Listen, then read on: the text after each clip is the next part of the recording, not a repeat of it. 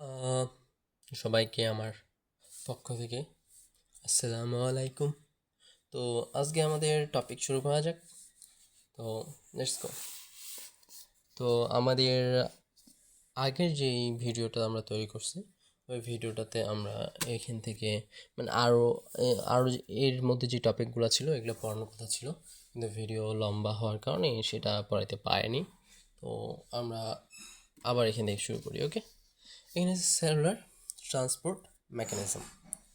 তো আমরা সেখানে আগের ভিডিওতে জাস্ট ধারণা নিচ্ছি কি কি হবে, মেকানিজমগুলো দেখছি, অনুভব করছি, কিন্তু পড়িনি, সংজ্ঞায়িত করিনি। আজকে আমরা সেটা করব, সংজ্ঞায়িত করব। ওকে, দেখো এখানে কি বলছে, there are two mechanism of transport that enable cells to move material into or out of the sell.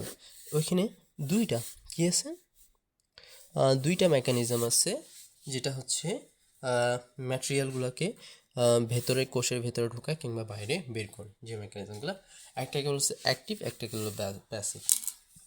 কিন্তু আমরা ভেতরের পড়া পড়ছি, এটা উপর দিক দিয়ে পড়া। ওকে, মনে রাখবে এটা উপরে উপরে পড়া। ওকে, তো আমরা অ্যাক্টিভ কি প্যাসিভ কি সব জানি। আমাদের কোনো অসুবিধা হবে মনে হয় না হবে। দেখো এখন প্যাসিভে কি বলছে, passive transport refers to the movement of substance across a membrane down their concentration gradient. Okay, বলছিলাম না ওই যে concentration gradient, without the requirement of energy ছাড়াই। একটা হচ্ছে ডিফিউশন, অসমোসিস, ফিল্ট্রেশন, ফেগোসাইটোসিস, পিনোসাইটোসিস।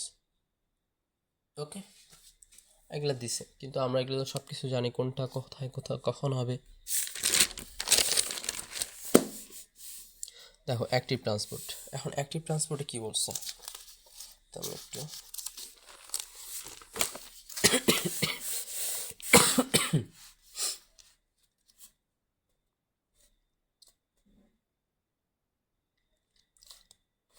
দেখো অ্যাক্টিভ ট্রান্সপোর্টে বলছে, active transport require the energy of ATP to move molecules from an area of lower concentration to an area of greater concentration.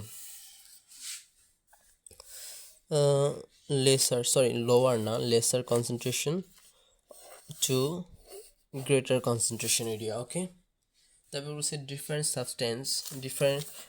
substance that are actively transported through at least some cell membranes. Okay,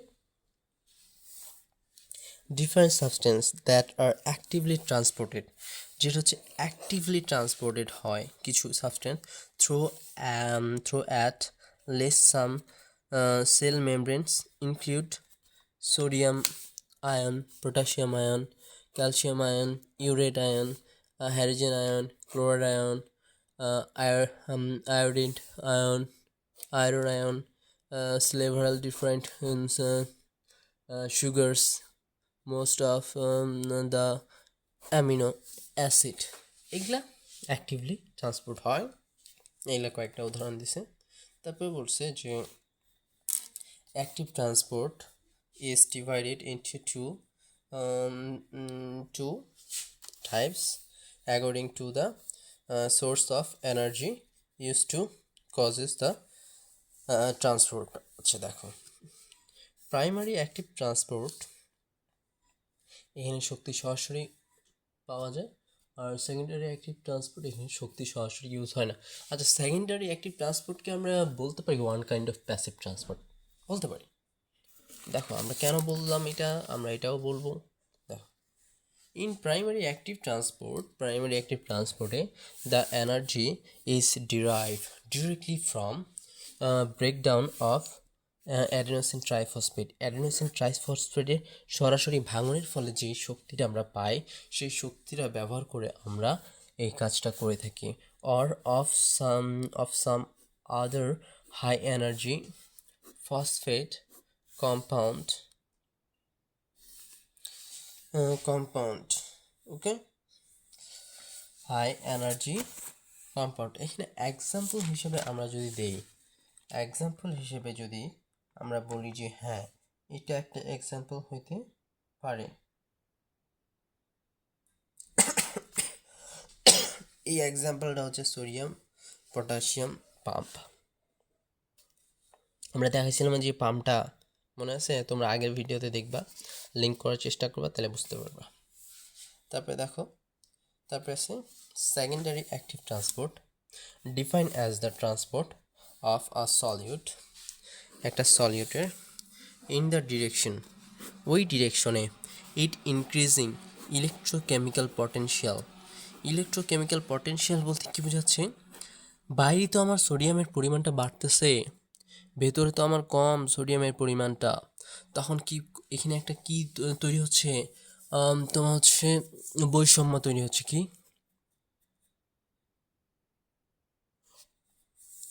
বৈষম্য তৈরি হচ্ছে, এই বৈষম্যটাকে বলা হচ্ছে gradient. কিসের gradient? Electrochemical gradient. ভেতরে আমার আছে, বাইরে আছে প্লাস, ভেতরে আছে মাইনাস। মানে ধরো যদি সংখ্যা এটার কম থাকে, বাইরে বেশি থাকে, তাহলে এটা তুলনামূলক বেশি প্লাস, এটা তুলনামূলক কম প্লাস মাইনাস। এই যে তোমার ইলেকট্রোকেমিক্যাল পটেনশিয়াল গ্রেডিয়েন্ট তৈরি হচ্ছে, ইলেকট্রোকেমিক্যাল পটেনশিয়াল তৈরি হচ্ছে, এইটার দিকটা হচ্ছে কি বাইরে থেকে ভেতরের দিক। এখানে কি বলছে, ডিরেকশন অফ ইটস ইনক্রিজিং, বাড়তেছে, ইনক্রিজিং ইলেকট্রোকেমিক্যাল পটেনশিয়াল এইটার দিকে। ওকে, নিজে নিজে হচ্ছে কিন্তু এখন নিজে নিজে, কারণ ওই যে শুরু হয়েছিল কার কারণে, প্রাইমারির কারণে, ওই শক্তিটা এখানে ইউজ হচ্ছে, এখনও ইউজ হচ্ছে।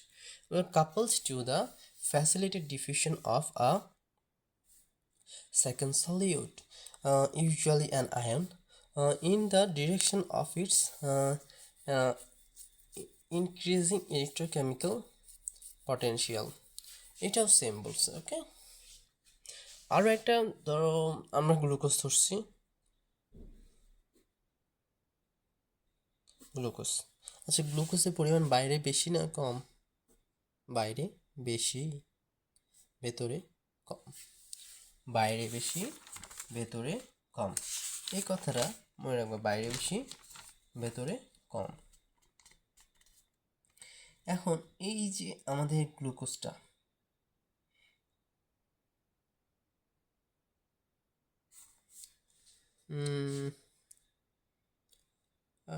ডিরেকশন অফ,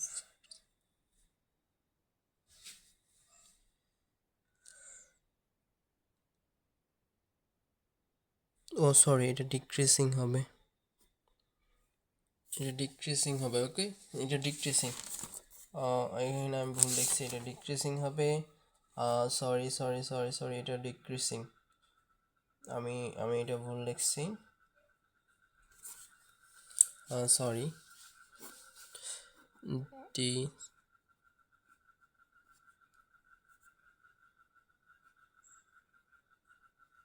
এটা ডিক্রিজিং। ওকে, ডিক্রিজিং ইলেকট্রোকেমিক্যাল পটেনশিয়াল, আমি ওই সময় তো বলতেছি, আমি ভুল কোথায় গেলাম। তো আমাদের কোষের মধ্যে ধরো গ্লুকোজের পরিমাণটা কম, বাইরে বেশি, বাইরে বেশি। এখন আমি যদি এটির ইলেকট্রোকেমিক্যাল গ্রেডিয়েন্ট কিংবা ভারসাম্য যদি দেখতে যাই, তাহলে আমি একটা যদি আয়ন কল্পনা করি, আয়ন হিসেবে এটাকে কল্পনা করি, তো দেখো বাইরে কি আছে, প্লাস বেশি, ভিতরে প্লাস কম, অর্থাৎ ভেতরে মাইনাস, বাইরে প্লাস। কিন্তু এই আয়নের ক্ষেত্রে কি ঘটে, এটির উল্টো ঘটে। এটি উল্টো ঘটে কি, এটির জন্য ভেতরে হচ্ছে প্লাস, বাইরে মাইনাস, বাইরে মাইনাস। তো সেই জন্য এখানে বলছে যে that in the direction of its decreasing electrochemical potential, electrochemical potential যেদিকে কমতেছে, যেদিকে কমছে সেই দিকে, কমছে তো সেলের ভেতরের দিকে, তাহলে গ্লুকোজ ঢুকবে কি কার দিকে? সেলের ভেতরে না? সেলের ভেতরে ঢুকবে না? অবশ্যই সেলের ভেতরে ঢুকবে। তো আমরা হয়তো বা বুঝতে পারছি ডিক্রিজিং ইলেকট্রোকেমিক্যাল পটেনশিয়াল। কারণ এই গ্লুকোজের ক্ষেত্রে আমরা তো সোডিয়ামের ক্ষেত্রে দেখলাম, সোডিয়ামের ক্ষেত্রে বৈশিষ্ট্য ছিল যে বাইরে বেশি ভেতরে কম, অর্থাৎ গ্রেডিয়েন্ট হচ্ছে বাইরে বেশি, ভেতরের গ্রেডিয়েন্ট অত নাই। তো গ্রেডিয়েন্টের দিক যদি আমরা কল্পনা করি এদিকে যাচ্ছে। তো আমরা গ্লুকোজের জন্য যদি দেখি, তো গ্লুকোজে হচ্ছে আমাদের সেলের মধ্যে হচ্ছে গ্লুকোজ তৈরি হচ্ছে, খাবার, সেলের খাবার হিসেবে থাকে গ্লুকোজ। তো গ্লুকোজ তো সেলের ভেতরে বেশি থাকবে, সেলের বাইরে কম থাকবে। কিন্তু যখন সোডিয়াম ঢুকবে তখন গ্লুকোজকে সাথে নিয়ে ঢুকবে। তো এখানে কি হচ্ছে, এর উল্টাটা হচ্ছে। এখানে হচ্ছে in the direction of decreasing electrochemical potential. Okay, and also sodium glucose co-transported, also known as SGLT. তারপর হচ্ছে found in the intestine and kidneys. এটা মাত্রা খেয়াল। ওকে,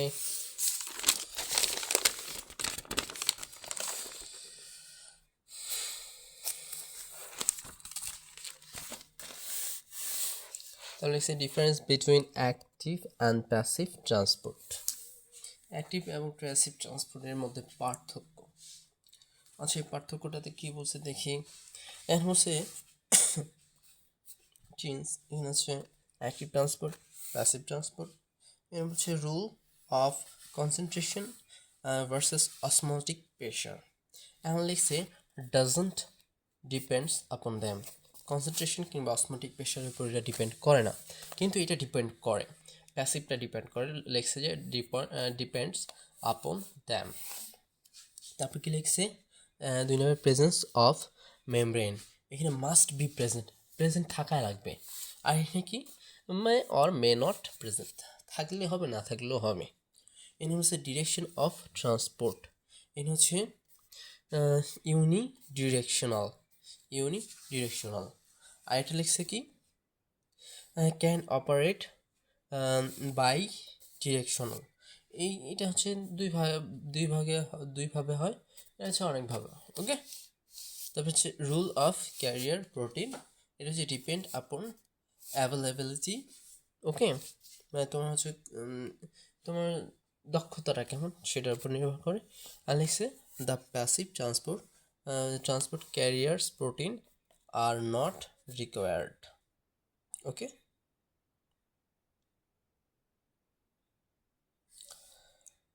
তারপরে লিখছে কি এনার্জি রিকোয়ারমেন্ট, রিকোয়ার্ড এনার্জি প্রয়োজন হয়, আর এটাতে প্রয়োজন হয় না।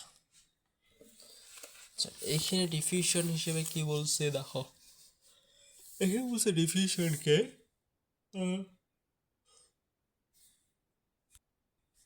বলছে যে diffusion is the movement of molecules from an area of greater concentration to an area of lesser concentration. Okay, lesser concentration to greater concentration. Okay, এটাই আমাদের সংজ্ঞা। তারপর লিখছে এই যে তোমার that is with or along concentration gradient. আমরা যেটা আগে তোমাদেরকে বুঝাইছি, হয়তো বুঝতে পারছো, আগের ভিডিও দেখলে নিশ্চয় বুঝতে পারবা।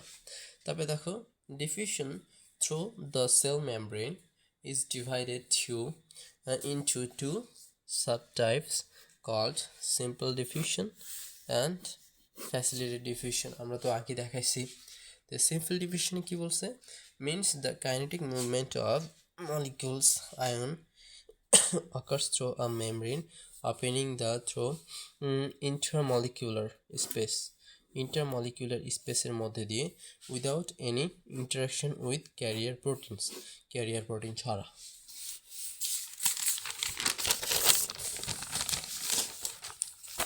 তাহলে simple diffusion can occur through the cell membrane by two pathways. আচ্ছা, সিম্পল মেমব্রেন এটা দুইটা পথ দিয়ে হইতে পারে, through the interstices of the liquid lipid বাইলিয়ারের মাঝে যে ফাঁকাগুলো থাকে, ফাঁকা স্থানগুলো থাকে, সেগুলোর মাধ্যমে। তারপর বলছে through watery channels that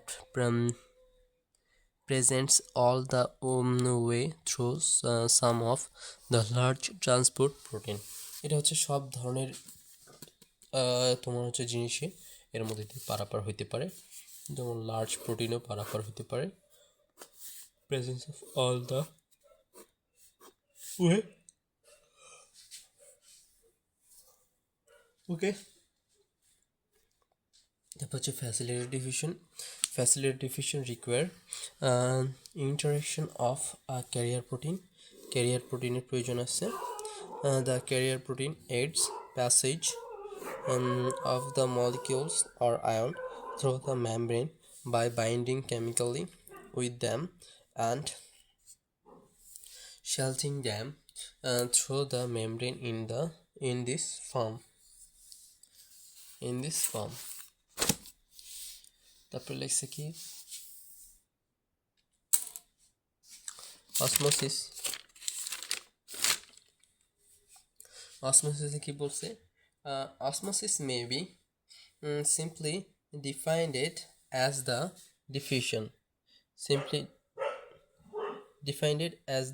diffusion of water through a selectively permeable membrane. That is, water will move from an area. আবার থেকে বলতেছি। Osmosis may be simply defined as the diffusion of water through a selectively permeable membrane, একটা অর্ধবেদ মেমব্রেনের মধ্য দিয়ে, that is, water will move from an area with more water present to an area with less water. Okay. In the body, the cells lining the small intestine absorb water from digest food. তোমার digest food থেকে intestine হচ্ছে তোমার হচ্ছে এই পদ্ধতিতে হচ্ছে পানির কণা গ্রহণ করে অসমোসিসের মাধ্যমে। These cells have first absorbed salt, have become more salty, এর কারণে সল্ট গ্রহণ করে। The water follows salt into the cell, এই তোমার হচ্ছে পানির কণাগুলো হচ্ছে লবণকে শনাক্ত করে সেলের মধ্যে ঢোকে। The process of osmosis also take place in the কিডনিতেও হয়, which reabsorb large amount of water, যেগুলো হচ্ছে লার্জ অ্যামাউন্ট অফ ওয়াটার গ্রহণ করে। In prevent its loss in urine, যেগুলো হচ্ছে আমরা ইউরিনের মাধ্যমে ত্যাগ করি।